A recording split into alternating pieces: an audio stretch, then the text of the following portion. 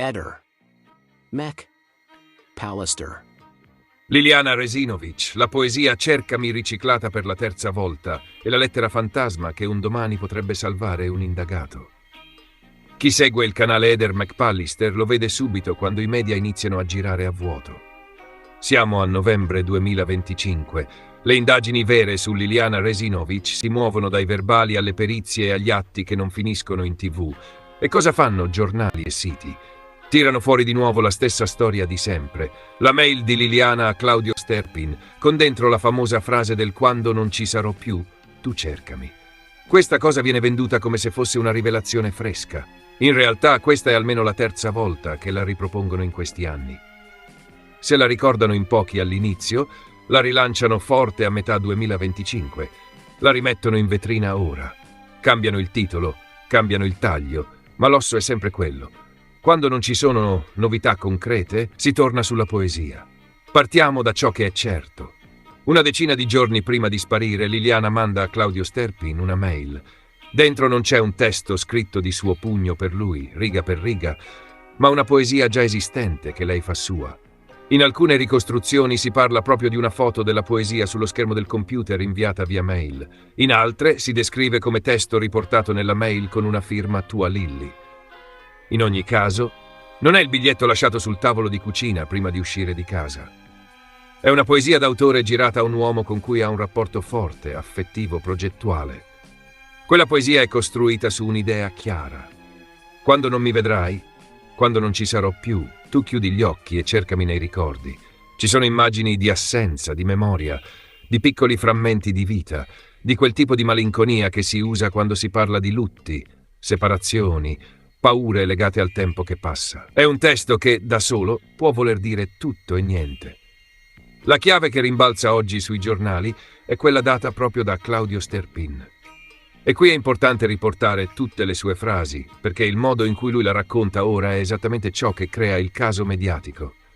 Claudio dice che per lui quella mail oggi è una specie di testamento. Racconta che quando la ricevette allora non le diede tutta questa importanza, che per lui era uno dei messaggi affettuosi di Liliana. Precisa che oggi, a rileggerla, non riesce a dormirci la notte. Parla proprio di parole che non fanno dormire la notte, di una stretta al cuore ogni volta che ci torna sopra. La definisce un messaggio premonitore. Aggiunge di credere che Liliana avesse annusato un pericolo oscuro e che temeva le potesse succedere qualcosa. Queste non sono interpretazioni nostre, sono espressioni sue. Specie di testamento, non si dorme la notte, stretta al cuore, messaggio premonitore, aveva annusato un pericolo oscuro, temeva le potesse succedere qualcosa. Messo insieme, questo racconto fa un effetto preciso. La poesia, che all'epoca non lo aveva allarmato, diventa a posteriori un concentrato di presagi, di paure, di avvertimenti, non tanto in chiave suicidaria quanto nella direzione di un pericolo esterno. Nella lettura di Claudio, Liliana non sta dicendo mi ammazzo, sta dicendo ho paura che mi facciano qualcosa. Questa è la prima parte della storia. Ed è importante fissarla, perché qui stiamo parlando della lettera a Sterp, della mail con la poesia che esiste, sta agli atti ed è stata letta e riletta.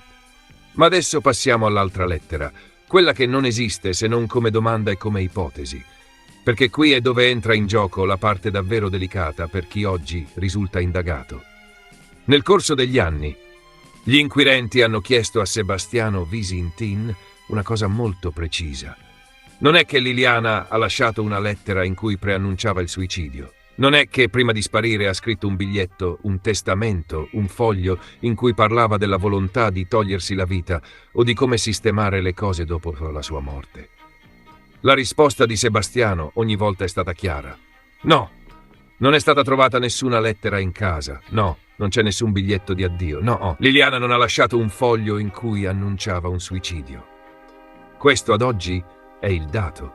Visintin non ha mai raccontato di aver trovato una lettera e non ha mai detto che una lettera del genere gli avrebbe fatto comodo. Ha sempre detto che quella lettera semplicemente non c'è. Qui si innesta il ragionamento che faccio io Eder McPallister, con il mio pubblico. È una mia valutazione, non un fatto agli atti, e la metto sul tavolo come ipotesi. Oggi la situazione è questa. Dopo la nuova perizia medico-legale, il quadro è cambiato. La pista del suicidio, che in passato era stata ventilata, è stata praticamente accantonata dagli inquirenti. Si parla di soffocamento, di manovra violenta, di morte non compatibile con un gesto autolesivo semplice. La procura ha iscritto Sebastiano Visintin nel registro degli indagati per omicidio volontario. Ci sono state perquisizioni, sequestri, approfondimenti sui movimenti, sui telefoni, sul famoso cellulare regalato a una YouTuber, su ogni dettaglio che possa costruire o smontare un movente e una dinamica. In questo contesto, per un indagato, la differenza tra omicidio e suicidio è enorme. Se si impone la narrazione dell'omicidio, lui resta al centro del mirino. Se si riesce, anche solo nel racconto, a riportare il caso sul binario del suicidio, la sua posizione cambia radicalmente. Ed è qui che nasce la mia ipotesi. Non è che un giorno, se le cose dovessero mettersi ancora peggio per lui, Sebastiano potrebbe presentarsi in procura e dire qualcosa del tipo: era vero che quella lettera c'era, Liliana l'aveva lasciata, io l'ho trovata, solo che l'ho strappata. E qui arriverebbe la giustificazione perfetta. Potrebbe dire di aver distrutto quella lettera, perché non voleva infangare il ricordo di Liliana, perché non voleva che passasse l'idea che lei si fosse suicidata, perché non sopportava il pensiero che il suo nome venisse associato a un gesto considerato da molti come un tabù. E magari aggiungere che in quella lettera c'è scritto che doveva dare dei soldi a Veronica Resinovic, l'amata nipote, che lì Liliana chiedeva di destinare qualcosa a lei. A quel punto il messaggio per l'opinione pubblica diventerebbe: ho scelto di tacere per proteggere la memoria di Liliana e forse anche per non alimentare tensioni familiari sui soldi. Ho strappato quel foglio per amore e pudore, non per nascondere qualcosa. Dal punto di vista di un indagato, sarebbe una mossa astuta. Meglio passare per quello che ha nascosto una lettera per non far pensare al suicidio, piuttosto che rimanere sotto il faro come sospettato di omicidio. Se la storia si sposta di nuovo sul suicidio, lui non è più l'uomo che avrebbe fisicamente ucciso la moglie, ma il marito di una donna che avrebbe scelto da sola di togliersi la vita.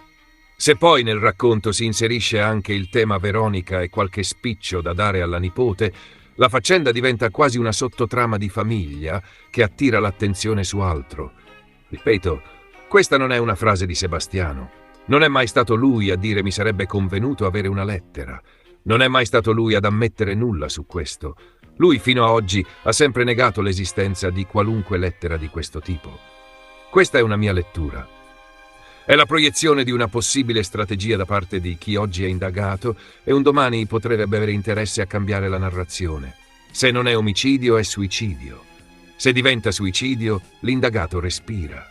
Per far tornare prepotente il suicidio serve una cosa sola: una lettera, un foglio, qualcosa che oggi non c'è e che domani sulla carta potrebbe essere tirato fuori come verità taciuta per amore.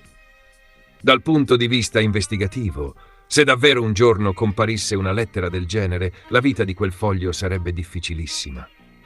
Sarebbe passato al microscopio. Carta, inchiostro, grafia, datazione, eventuali tracce digitali se fosse stata scritta al computer, compatibilità con tutte le dichiarazioni rese finora da Sebastiano. Gli inquirenti si chiederebbero immediatamente perché mai, se questa lettera esisteva, non sia stata consegnata fin dal primo giorno. Perché non sia stata mostrata quando il caso è stato riaperto. Perché non sia saltata fuori quando la nuova perizia ha stravolto il quadro medico legale. Ma sul piano del racconto mediatico e del processo parallelo nell'opinione pubblica, attenzione, una mossa del genere avrebbe comunque un effetto. Il solo dire Liliana aveva scritto che si voleva togliere la vita, io l'ho nascosto per non infangarla, basterebbe a riaprire subito la discussione suicidio contro omicidio. Ed è esattamente quel tipo di confusione che in un caso come questo può far comodo a chi oggi risulta indagato. Per questo, per il pubblico di Heather McPallister, è fondamentale non confondere mai la poesia Cercami mandata a Sterpin con la lettera di casa chiesta dagli inquirenti a Sebastiano. La prima esiste, è una poesia d'autore che Claudio oggi legge come specie di testamento, messaggio premonitore, che gli provoca stretta al cuore, non gli fa dormire la notte, e che nella sua testa racconta di una Liliana che aveva annusato un pericolo oscuro e temeva le potesse succedere qualcosa.